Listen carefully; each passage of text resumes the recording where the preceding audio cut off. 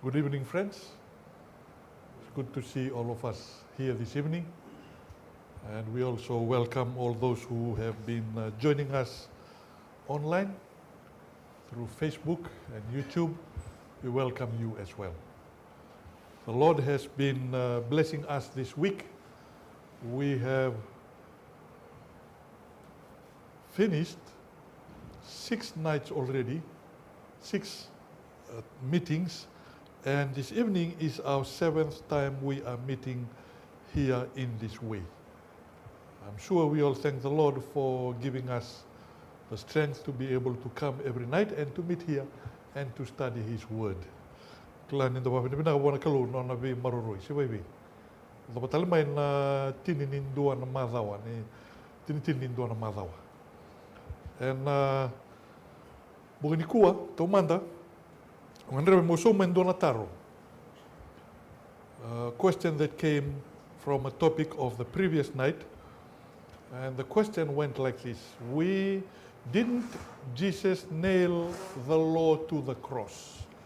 Didn't Jesus nail the Sabbath to the cross? That's based on Colossians chapter 2, verses 14, 15, and 16. Colossians chapter 2, kawango na kolosa wa serua, kina tinikawa, tinikalima kina tinikawa. Wawasi bina kina tinikawa. Kawango na ibolatan wawalangi, Colossians chapter 2, verse 14. I will read verse 14. It says, He cancelled the record of charges against us and took it away by nailing it to the cross. Now in the Fijian Bible, the mga taiki na nabosa na ibunaw, sa na ibola linga. The handwriting that was against us and nailed it to the cross. So some of my Christian friends, they believe that this refers to the 10 Commandments nailed to the cross, and that includes, or especially includes, the Sabbath commandment that was nailed to the cross. And so my friends, they say that since the law was nailed to the cross, since the Sabbath was also nailed to the cross, we do not have to keep the law that we studied last night, Old Testament law. We don't also have to keep the Sabbath that we studied the night before last night. That's an interesting proposition, interesting way of looking at this verse. Usually, a rule of Bible study that all of us, Seventh-day Adventists, Methodists, Catholic, every Christian, a rule of understanding any piece of literature for that matter, whether it's Shakespeare, whether it's whether any kind of literature, to understand any quotation, any piece of literature, you need to look at the what? You need to look at the context to understand what someone is saying. You need to look at the context. And so, in looking at the context of this verse, because of time we will not go into detail, but just looking, if you read generally, just chapter 2, okay, from verses 6 to the last verse, verse 23, if you read generally, you will not find any verse pointing to the 10 Commandments. Okay? In verse 16, don't let anyone condemn you for what you eat or drink. Is there anything about eating or drinking in the 10 Commandments? No. Okay, going on down. For not celebrating certain holidays or new moon ceremonies or Sabbaths. New moon ceremonies? You don't find any new moon ceremonies in the 10 Commandments. Certain holy days? No. Sabbaths? Sabbaths in plural. In the 10 Commandments, we only find one Sabbath. Remember the Sabbath day to keep it one Sabbath. And that was referring to the 7th-day Sabbath. Now, there were other Sabbaths that the Jews celebrated. This is what this is referring to because it is in plural. And so, these Sabbaths, or in the Fijian Bible, are not referring to the one Sabbath, to the 7th-day Sabbath of the 10 Commandments. And then it says in verse 17, for these rules are only shadows of the reality yet to come. Okay, this is a light. And if I put my hand down, you will see a shadow on the Bible. A shadow. Last night we talked about type and antitype. We talked about a symbol and what the symbol pointed to. And so a shadow, when we find in the book of Leviticus, in the book of Exodus, in the book of Leviticus, Old Testament sanctuary service, sacrificial system. Whenever they sacrificed an animal, it was pointing forward to the ultimate sacrifice that would come, and that was Jesus. So those were shadows, and Jesus' sacrifice was the reality. You will not find any shadow in the Ten Commandments. There's no sacrifice in the Ten Commandments. And so we cannot say that the Ten Commandments was nailed to the cross. Okay, that's just from context. But if you study a little bit of Greek, you will find that it supports what the context says. This word, the record of charges against us. The record of charges. It's from a Greek word, kerographon, which means handwriting of debt. Okay, you go to someone and you get something on credit, he or she will write an IOU note. Doan they wollen indien nou. IOU note. Okay, you owe me this. And so you'll carry it, he will have a copy, and when you pay it, then that IOU note is fulfilled. That transaction is fulfilled. So this is referring to that IOU note. And what is that IOU note? Our record of sins, the record of charges against us. All of us have sinned and fallen short of the glory of God. So what is it that is against us? Our record of sins. When Jesus came and died on the cross, he has canceled that record of sins. And so we can be free, and tonight's topic, we will look at how we can be free.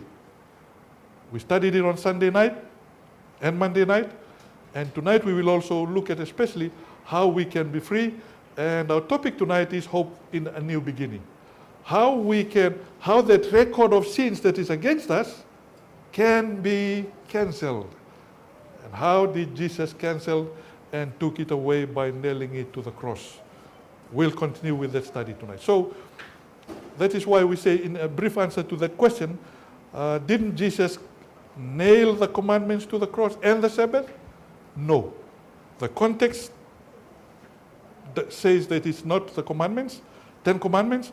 The context does not say that it is the one seventh-day Sabbath. The context, the word itself, record of charges, also does not refer to the commandments, does not refer to the Sabbath. So that is my brief answer to that question. Thank you for continuing to seek to understand the Word of God. All of us are growing. All of us are moving forward. And so it is part of our journey to study the Word of God, and when some things are not clear, to ask questions. And we can help each other to be able to find the answers to those questions. Thank you, friends. If you have any more questions, in fact, there are other questions which we will answer tomorrow before the service, at the beginning of the service. And so if there are any other questions, you are welcome to send your questions. Those of you who are joining us on Facebook or YouTube, you can also send us a question. You can comment or send a question to our moderator, and we will be happy to answer your questions. Our topic tonight is hope in a new beginning. Before we begin our topic tonight, let's close our eyes as we pray. Tumai ke mami walo malangi, na wale buno muni loloma. Na wale buno muni we maroroi biki mami. Rauni ke mami mai songuni tale na tikinongo me ke mami wuli da batana no muni vosa. Thank you, Lord, for this opportunity to study your word. Because you were the one who gave it, we ask that the Holy Spirit will enlighten our minds. Clarify things, Lord, from your word that may not be clear to us. And so we pray for your blessings upon us here and those friends who are joining us online. May your word be clear, and may your spirit convict us of your truth tonight. We pray in Jesus' precious name. Amen. And tini kadhiwa walusanga bulu kadhiwa. The year was 1989. Banners splashed across Europe. Voices of Polish workers, East German youth, Romanian shopkeepers, university students in Czechoslovakia, Hungarian peasants, they all rose up, and it was like a movement, like a wave, like a tidal wave that swept across Eastern Europe.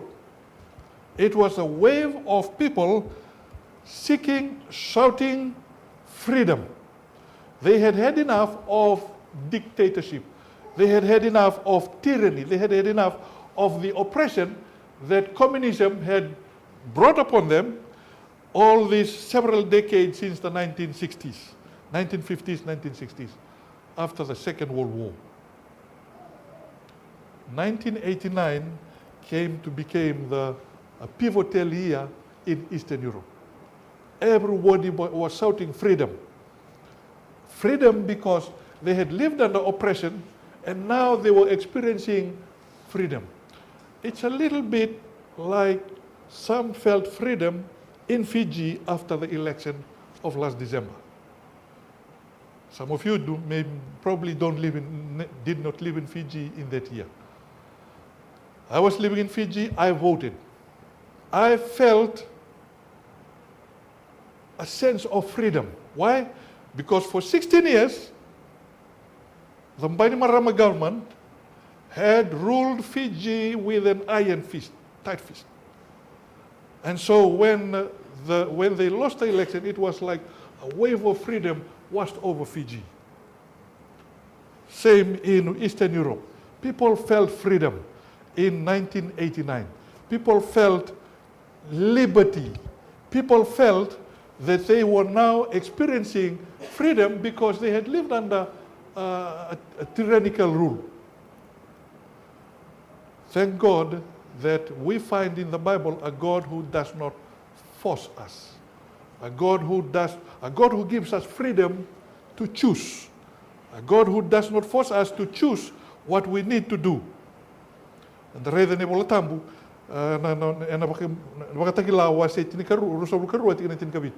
Revelation 22 verse 17. Whosoever will let him take the water of life freely, come and take it. God in the Bible, in the book of Revelation, God is a God who gives us freedom. He does not force us. He does not oppress us.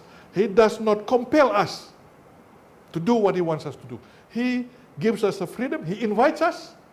He does everything to the uttermost to be able to invite us to share in the joy and the freedom that he offers us.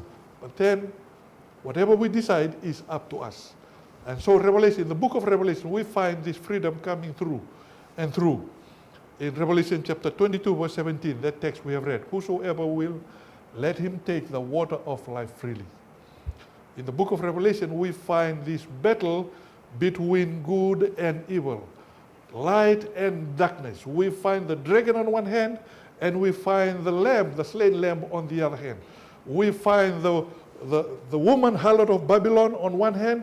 We find the pure church, pure woman, on the other hand. We find the mark of the beast on the one hand. We find the seal of God on the other hand. We find the New Jerusalem on the one hand, and we find Babylon, the old city of Babylon, on the other hand. In this time of war, conflict, every one of us is invited to make a decision. Sa nindo weekend biwal ito nga may bataw nga weekend na laban na dingtak. None of us is left to be on our own. Each one of us is invited to take a stand. No one is left, okay, it's up to you what you want to do. Whatever you take your time.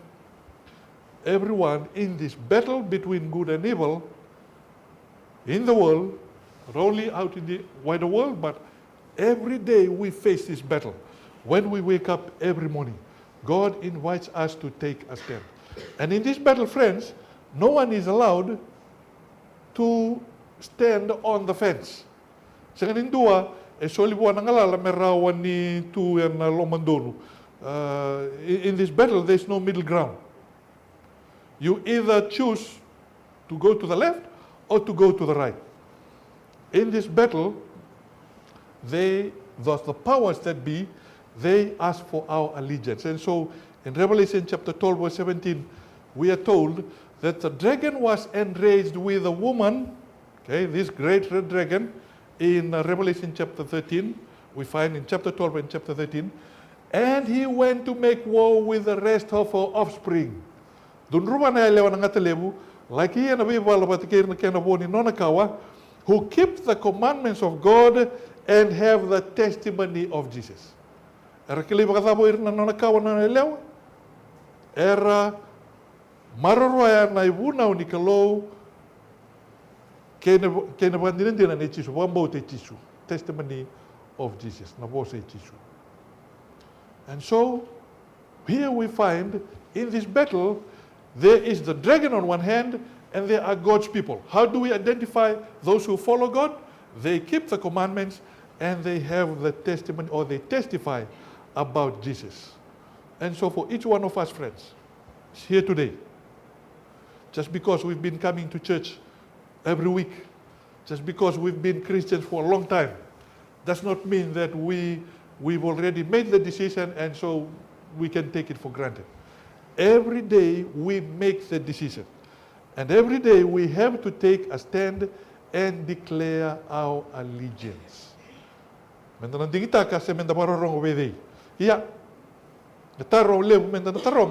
do we take that stand?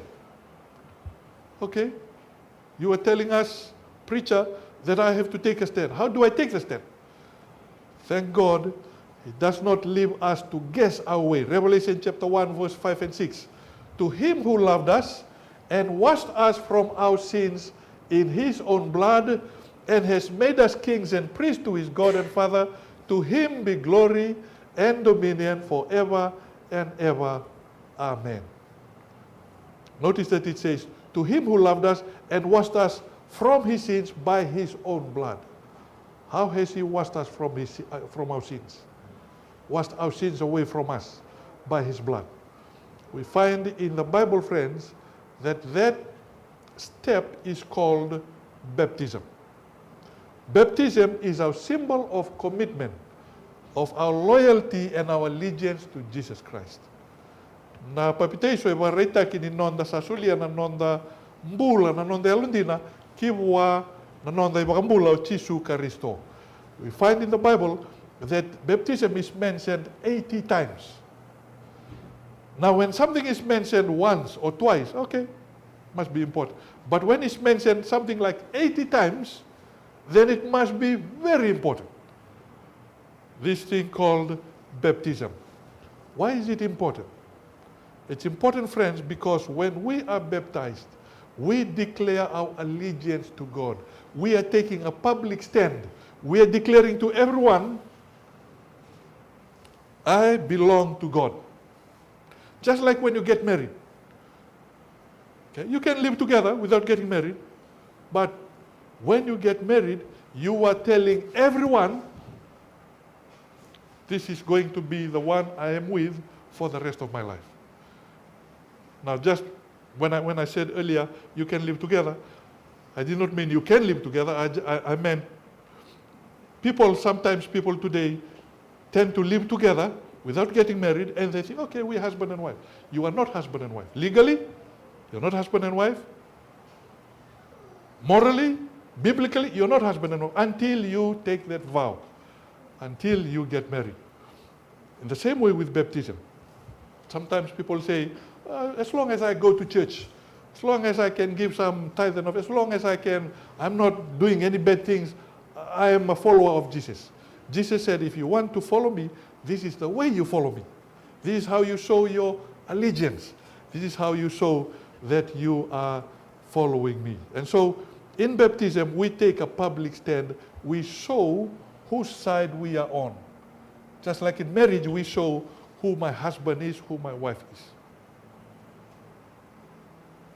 We find in the Bible that when Jesus was baptized, he was 30 years old.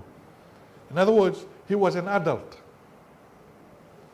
I'm not saying you have to wait until you are 30 years old before you get baptized. But he was already an adult when he got baptized. And so the question we ask this evening is water baptism still relevant? And how important is water baptism? Why do churches today baptize in different ways? I've seen different ways of baptism. Some baptized by immersion, some baptized by sprinkling babies, some baptized by sprinkling young people. Okay, some baptized by in a mass baptism, I saw the priest take a hosepipe, the pastor take a hosepipe and spray it all over everybody. Okay, this baptism in the name of the Father, Son, and Holy Spirit. Okay, that was another way of baptism. And so different ways of baptism we find around the world today. Why do churches baptize in different ways?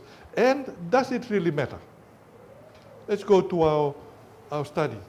How important is baptism? Mark chapter 16, verse 16, it tells us, he who believes and is baptized will be saved. How do you say that in the opposite way?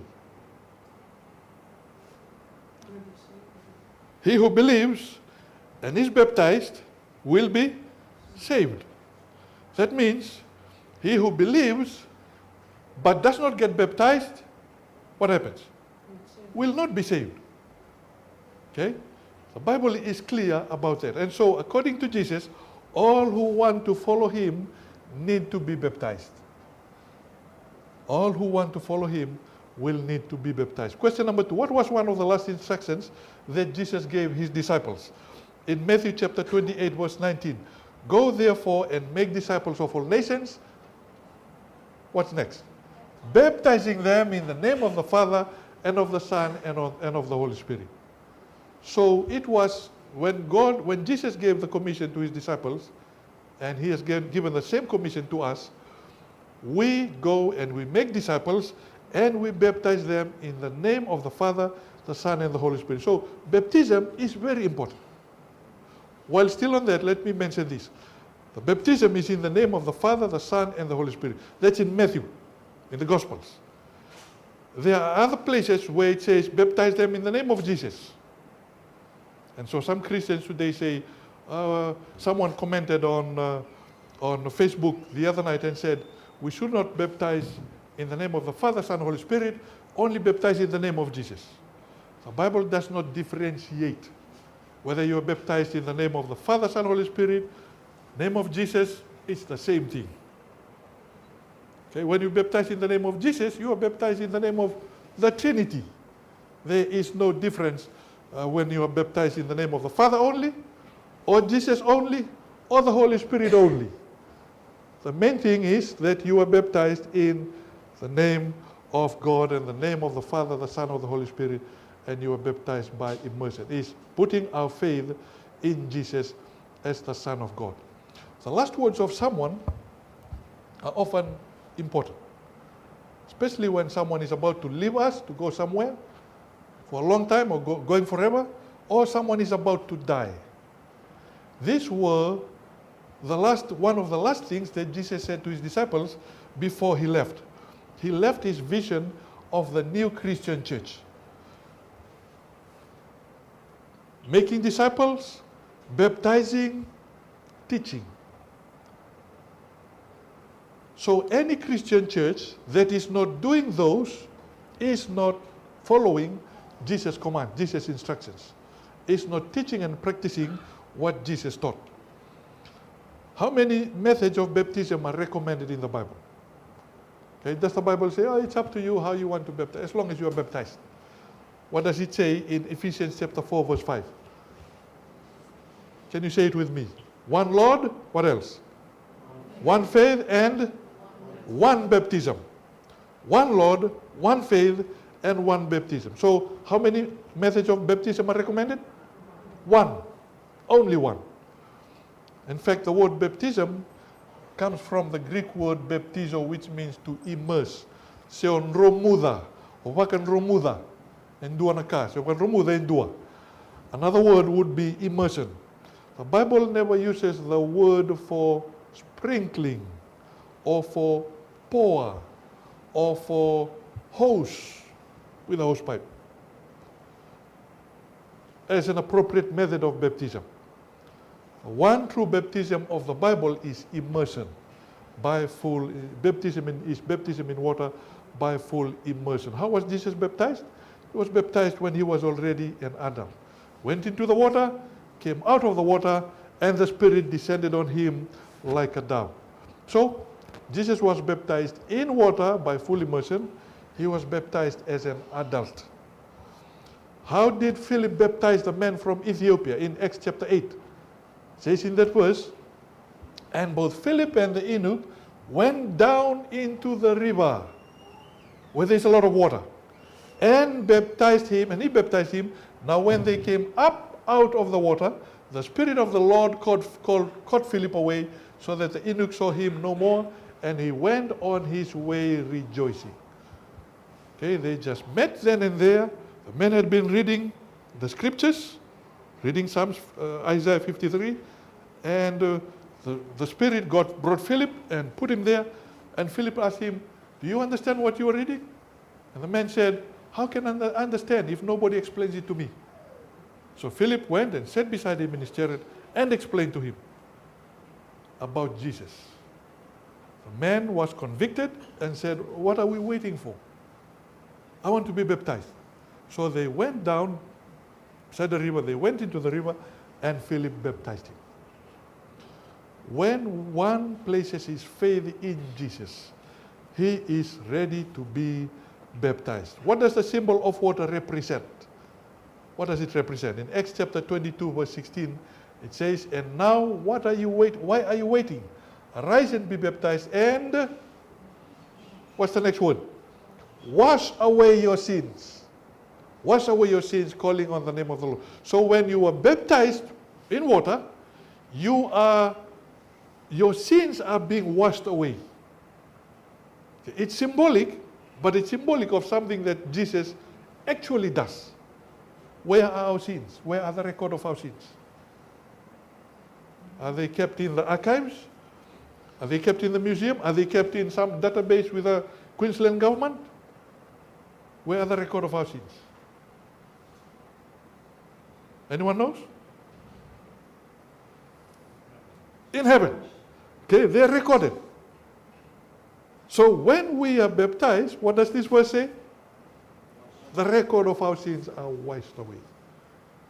Water, just as water washes away over us, the record of our sins are washed away when we are baptized, calling on the name of the Lord. So if you would like to have your sins, your hurts, your discouragements, your past washed away, if you want to have a fresh start in life, then why not consider being baptized for those who have not been baptized?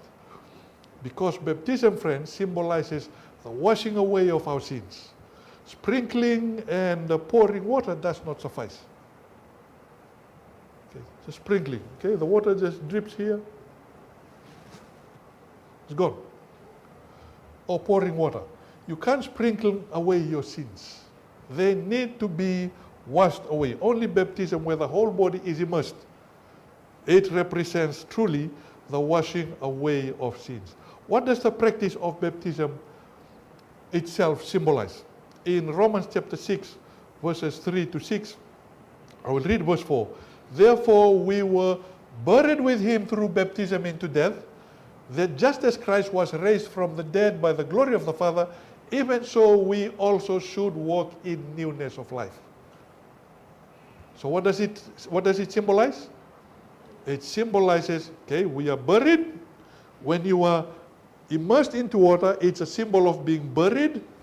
Your sins are being buried. And when you are raised out of the water, it symbolizes Christ raising you from the dead by the glory of the Father.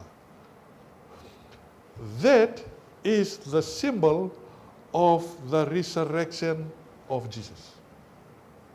We said the other night when we talked about the topic of the Sabbath that some people, some of my Christian friends, some of our friends, they say, oh, we keep the first day of the week as a symbol of, to commemorate the resurrection of Jesus. No, friends, the resurrection of Jesus, to commemorate the resurrection of Jesus is baptism. To commemorate the death of Jesus is communion. Death of Jesus is communion, resurrection of Jesus is baptism. You were buried and you were raised from the dead. Jesus never commanded anywhere in the Bible or after to commemorate his resurrection. The change of the Sabbath to commemorate the resurrection happened after the apostles died. 2nd century BC, AD, that's when the change began to happen under circumstances, partly because of the anti-Jewish elements in Rome and elsewhere that gave rise to the change of the Sabbath, or people beginning to worship on another day. Because of the persecution of the Jews, and I'm talking about research that was conducted in the Vatican archives by the first non-Catholic to be admitted to study in the Pontifical Gregorian University. His name was Samuel Bakioki.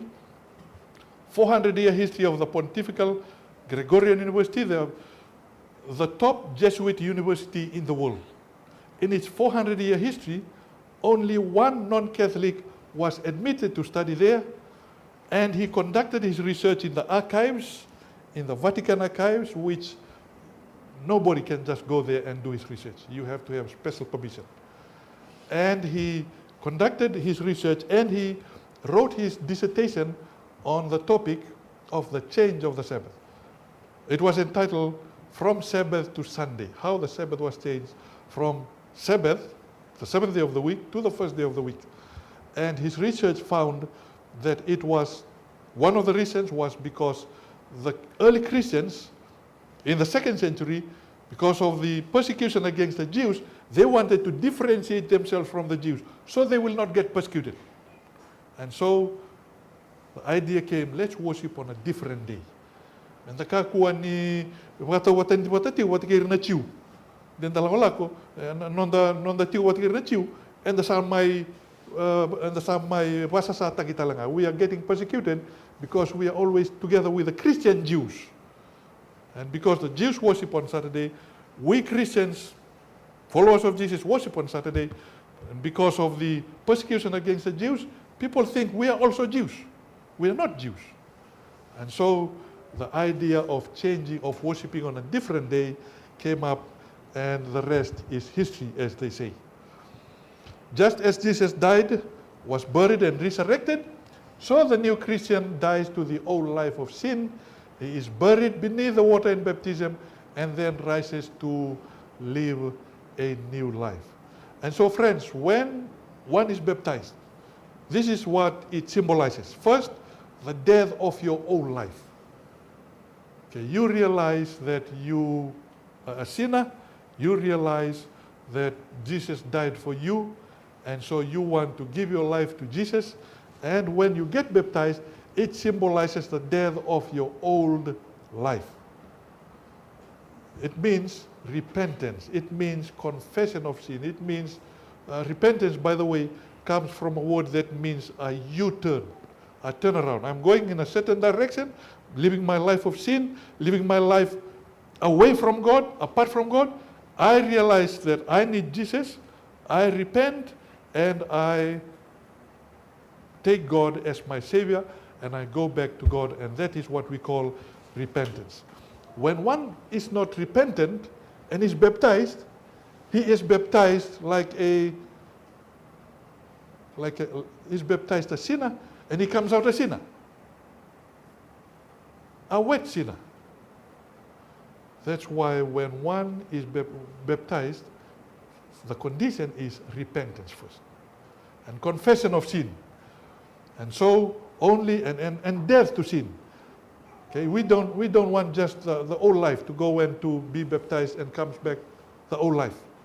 when we repent, and confess, we are baptized, the old life dies, and a new life comes out of the water. So, the death of your old life and the burial of your old life in baptism, it says in Colossians chapter 2, verse 12, that we are buried with him in baptism, and then your new life in Jesus. Once you are dead and buried, you are raised out of the water, a new person. And so baptism, friends, symbolizes your decision to be married to Jesus.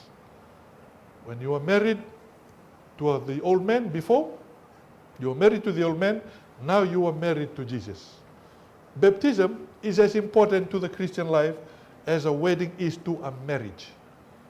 Like I said before, two can live together without being married, but there's no commitment there. Nobody knows how much your commitment is. Okay? Only something can happen and you two can separate and go your own ways. But when you are married, you said your vows before the government officer or the pastor or the priest.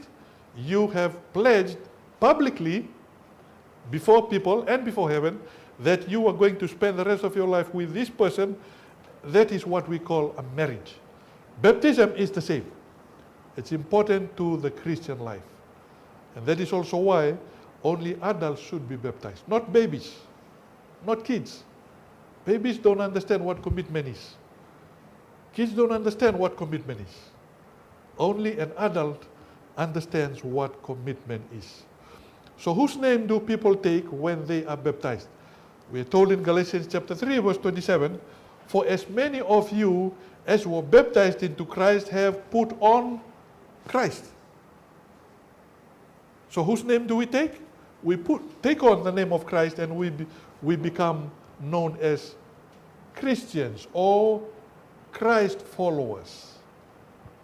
We become Christians or Christ followers. Does it really matter which form of baptism is used? Okay, is that okay? Does it really matter? Do you really have to be baptized by immersion? What does Galatians chapter 1 verse say? But even if we or an angel from heaven preach any other gospel to you than what you have preached, we have preached to you, let him be accursed. Oh, that is heavy language. Let him be accursed. Kako nindo episode takan na itutu binakar kospeli. Sa sulia sabuno takan na turanga. Kero to ne apostolo. And so the reason why it matters how and when we are baptized, it revolves around the symbolic meaning of baptism. Why? Because the Bible says in baptism it involves belief, it involves repentance, it involves confession, it involves being taught about what the scripture says. That's all involved in baptism. You cannot teach a child, a baby, repentance. You cannot teach a baby to confess his sins. You cannot teach him about baptism, because baptism includes all of that. And that's why you will never find any baby baptism in the Bible. On what basis do we find other forms of baptism entering the church? In Mark chapter 7, verse 8, it says, for laying aside the commandment of God, you hold the tradition of men. Oh, so we don't find it, if we don't find in the Bible baptism by immersion, where did it come in? How did it come in? So it came in through tradition. And many of the ancient churches in Europe today, even today, still have their baptismal fonts used for Bible baptism. Archaeological diggings in Ephesus. They found a baptismal font. Okay, they were digging the sand, digging rocks, and they found layout of homes, layout of buildings, and they found a baptismal font. That was 400-500 years after the time of Jesus. So they were still practicing baptism by immersion, hundreds of years after Jesus already went to heaven. So it was a practice in the Christian church after the time of Jesus. You will find in this church a baptismal font. We find in the church of the 4th and 5th century it began to develop the idea that babies are born guilty. Okay, it's called they call it the original sin of Adam. And so Adam sinned, and so the guilt of Adam has been passed down generations up until us today. And so when a baby is born guilty. And so if the baby dies guilty, he will not have eternal life. And so what do we do about a guilty baby? We baptize them first. If they die, they will have eternal life.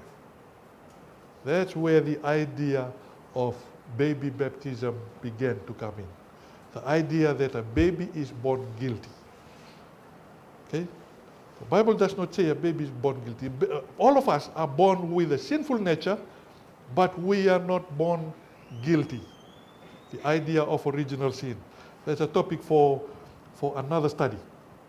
So that's where the idea of infant baptism came in. And then it was sanctioned in a church council, and it became part of the tradition of the church and enforced by the church and up until today. How do you know if you are ready for baptism? How do you know if you are ready for baptism? We can know that we are ready for baptism when we love Jesus and when He is the center of our lives. We can know we're ready for baptism when you have accepted Jesus as your personal Savior. You can know that you are ready for baptism when you have begun to experience the new birth that Jesus talked about. You can, if Jesus told Nicodemus,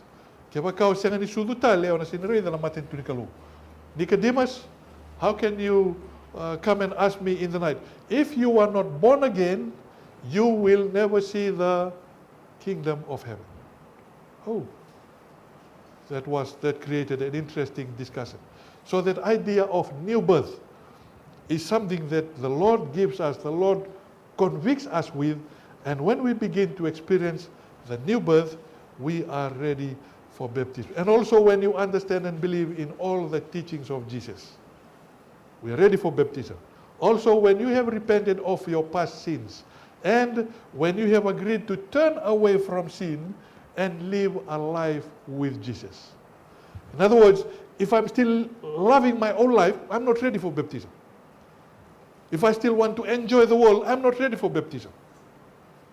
I'm only ready for baptism if I say, Lord, I have come to a stage in my life when I realize I want you to be the King of my life. I want you to be the Lord of my life. And so we are ready for baptism. So what are the steps for baptism? Repentance, or genuine sorrow for sin, belief. In other words, we accept Jesus as our personal Savior and Lord, and also we begin to learn. We begin to be instructed in the essentials of the biblical faith, which is what we have been doing this week. But then someone might say, I'm not good enough to be baptized. I'm not good enough. I'm still much of a sinner. I want to be saved. I want to follow Jesus, but I'm not good enough. Praise the Lord. No one is good enough, yes, but no one is also beyond reach. The reach of Jesus to be able to save us. God loves us, and baptism is the start of a spiritual journey. We don't wait until we are fully clean. Okay, let me put away let me overcome my cigarette addiction first. Let me overcome my bad habit first. Let me overcome my alcohol addiction. Let me overcome this thing I love. It is baptism that begins the journey. When we are baptized, the Lord gives us the power to be able to enjoy. The Lord gives us peace. The Lord gives us joy. The Lord gives us that satisfaction that we are beginning a new walk. And He gives us His Holy Spirit to be able to help us in our new journey. But what must accompany the water of the baptism of water? Okay, it's one thing to be baptized, but what is it that will need to be to accompany baptism by water? It says in John chapter 3 verse 5, unless one is born of water and the Spirit, he cannot enter the kingdom of God. Kaya kain dua sengan isudu na wai kena yalo tabu na sengan ni naduru kina mata ni tu ni kalo. And so friends, the baptism of water needs to be accompanied by the baptism of the Holy Spirit. When Jesus got out of being baptized, when he got out of the water, the Holy Spirit came down on him like a dove. And the voice was heard from heaven that said, "Behold, this is my Son with whom I am well pleased."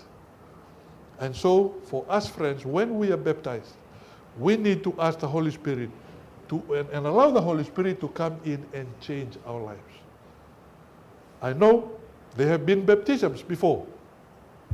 I've been conducting baptisms for the last 25 years, almost 30 years. So I've conducted hundreds of baptisms. There have been baptisms where people have come out of the water and they continue to live their Christian life and enjoying their walk with the Lord even up until today. There have been others, on the other hand, who have been baptized and they have walked with the Lord, but then they have strayed and they have fallen away because they have forgotten that baptism by water, you have to also, the Lord also blesses us with baptism of the Holy Spirit. And if we forget the Holy Spirit in our journey, we will begin to stray, we will begin to fall, we will begin to go in directions that the Holy Spirit does not take us to. And so we ought to allow the Holy Spirit to come in and to change our lives. Does baptism have any connection with joining a church? Bisa matili ba na papitai so watake na duruma na isongo lotu kavango na dagalaka waserua tikina pasabul kadua kina pasabul kabitu. Acts chapter 2 verses 41 and 47. This is what it says. Then those who gladly received his word were baptized. Okay? They heard the preaching of Peter, Pentecost. They were baptized, and that day about how many were baptized? About 3,000 souls were added to them. Added to who? Added to the church. And the Lord added to the church daily those who were being saved. Okay? So you see that? Those who received the word of the Lord were baptized, and when they were baptized, they were added to the church. So, to our question, does baptism have any connection with joining a church? It has every connection with joining a church. Why? Because when we are baptized, like a new birth, when anyone is born, you are born into a family. And that family will nurture you. Your mother, your father, if you have any siblings, your aunties and uncles, they will be the ones that will nurture you, that will look after you. And so being born again, and when we are baptized and added to a church that will nurture our growth and our walk with the Lord. As we said the other night, there is no such thing as a Lone Ranger Christian. Sanganindua lotu murichi sungai tu dua tunga. There is no Lone Ranger Christian. There is no one that says, I'll be a Christian, I'll be baptized, but I don't want to join a church. I'll just be on my own. I'll do some good things. I won't do any bad things, but I'll just stay on my own. There's too many hypocrites in the church. There's too many bad people in the church. Too much headache joining a church. The Bible says those who were baptized were added to the church. And so when we are baptized, we are added to a church. Colossians chapter 1 verse 18. And he, this is Jesus, he is the head of the body. And what is the body? The church. He is the head of the body, the church. So when we are baptized into Jesus, we join the body of Jesus, which is the church. Does baptism have any? In 1 Corinthians chapter 12 verse 18, for by one Spirit we were all baptized into one body. Okay? Baptized in Jesus, and by one Spirit we were all baptized into the one body, the body of Christ. And that body is the church. And so friends, when we are baptized, we are also added. It symbolizes I'm connecting myself to Jesus. It also symbolizes I'm connecting myself to the body of Jesus. Some people today wish to be baptized into Jesus, but they don't want to join a church. We have found tonight that the Bible is clear that when we are baptized into Jesus, we automatically become part of his body, the church. Sa nindu e baptizo tingay tuwa litunga. Me leway ko tu bakatay ko. Just like a soldier does not become a soldier on his own. Okay, Brother Maafu is here. A soldier. When you are a soldier, you are part of a what? Of an army. You are part of a force. When you become a rugby player, you don't become a rugby player on your own. You become part of a team. In the same way, when you become a Christian, a follower of Christ, you become part of the body of followers of Christ. And so that's what we find in the Bible. And so when we decide for baptism, we are also making a commitment to be an active member of God's church, God's body of believers in the world. Is rebaptism ever appropriate? Okay, some may say, I've been baptized before. Can I be baptized again? Is it ever appropriate? It says in Acts chapter 19, so they said to him, we have not so much as heard whether there is a Holy Spirit. And he said to them, into what then were you baptized? So they said, into John's baptism. Then Paul said, John indeed baptized with the baptism of repentance, saying to the people that they should believe on him who would come after him, that is on Christ Jesus. When they heard this, they realized, oh, we didn't know this before, but now we are learning something new. And what happened? They were now baptized in the name of the Lord Jesus. Now they were baptized in the name of the Lord Jesus. So rebaptism is appropriate when you learn some new substantial truths. When you discover some new substantial truths. Also, when you have left Christ. At one time you were following Christ, and then you left him, you abandoned him, you went and lived anyhow, and then now you want to come back to him. That is when rebaptism is appropriate. We looked at how important baptism is, that no one can enter the kingdom of heaven unless one is baptized. Whoever believes and is baptized will be saved. And so, the last question, when the Apostle Paul was tempted to put off his baptism for a later time, what advice did he receive? What advice did he receive? We are told in Acts chapter 22, verse 16, the advice that he received. And what was that? And now, Paul, what are you waiting for? Arise and be baptized. That's the advice he received. Arise and be baptized. What are you waiting for? Arise and be baptized. And so, in summary, to close, 3 things we have learned tonight. 1, baptism is one of the most important aspects of being a Christian. There is not such thing as a Christian that is not baptized. To be a Christian is to be baptized into Christ. Those are not 2 different things. They are one and the same thing. The next one is that only baptism by full immersion of a believing adult is biblical. And that reflects the meaning behind the symbolism of baptism. Why?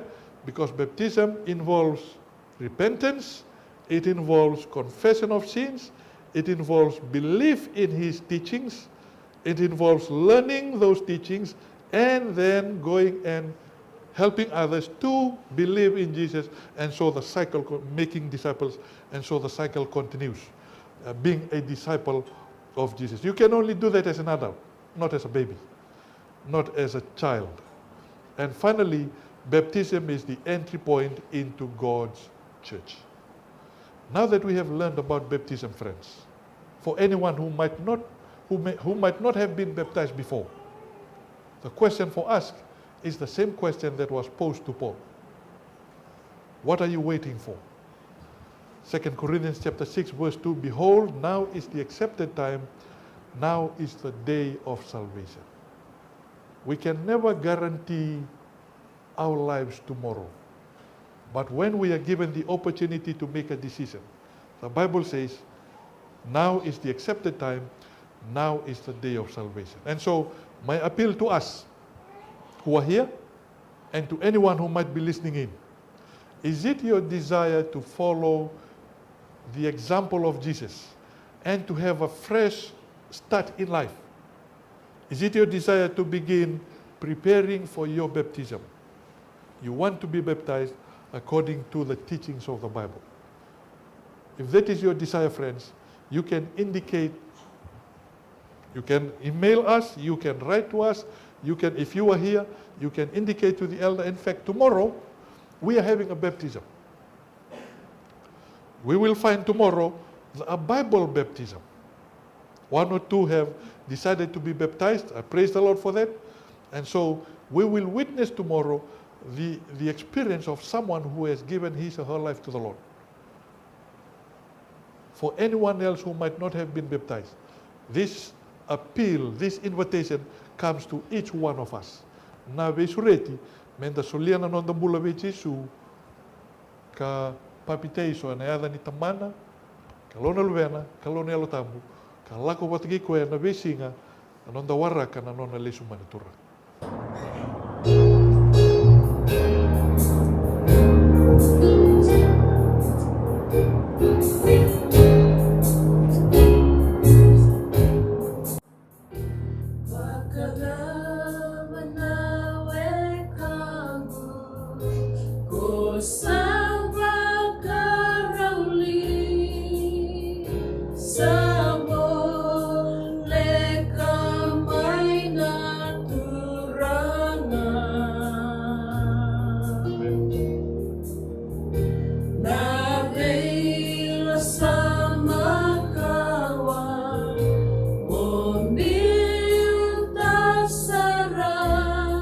Sa mole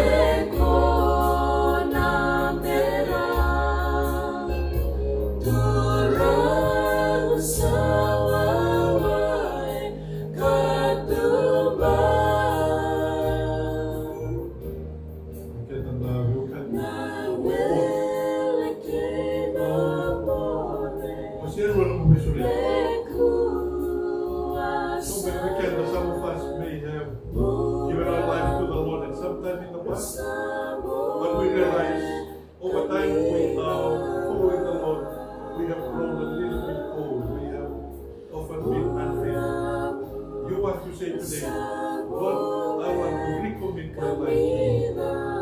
I invite you to stand. Stand with me. Lord, I want to recommit my life to you. I've given my life to you in the past. I've grown old. I've done other things. And I want to recommit my life to you today. I invite you to stand. Some may have never given your lives to the Lord before. You have never committed your life to the Lord. But today, you want to say, Lord, I am taking my stand for you. I am making my decision to follow you. If that is your decision today, here, or you are joining us online, I invite you to stand. I invite you to raise your hand. If you're joining us online, if you're here, I invite you to stand as we pray. Thank you, Father, for your Holy Spirit. Thank you for convicting us of the state of our lives. Some of us, Lord, in the past, we may have been following you, but there have been times when we have grown cold. There have been times when we have been unfaithful to you. There have been times when we have strayed from you. There have been times when we have been lukewarm. This evening, Lord, we are recommitting our lives to you. We are saying, I want to come back home, Lord. I want to give my life to you again, and this time I am here to stay. Thank you, Father, for your Holy Spirit. There's also some, Lord, tonight who are making their decision anew for the first time. They want to follow you. They want to commit their lives to you. They want to be baptized as a mark of their allegiance to you. Thank you, Lord, for convicting them. Thank you for their decision. This evening, Lord, I pray that you will seal each of our decisions that are standing here today. Some who are joining us are making that decision as well. Masuturang ani kunin ang rangatan ng dingin-dingin sa pakedor ng bugin ni kuwa. Kang ni sir sa wano no Miki Mami baka totolota ka ni Mami dingin-dingin. Ni sa lagala ka ng una, kem ni sa wala ka ni lesumay. This is not a time to be delaying our decision. This is not a time to be enjoying the world and then come back in the last minute. Thank you, Lord, for your word. Thank you for the song that has reminded us today is the day of salvation. Kena wale beturang. Dingin-dingin sa pakedor ng bunga ni ko. Masu ni kunin na bakalong atatak. Ni kunin ang bauta. Ni kunin na bibakalong atatak ibig na lube mo ni turang. Gor ni mami masu ena yata mo ni chisu na ne mami bakabula. Amen.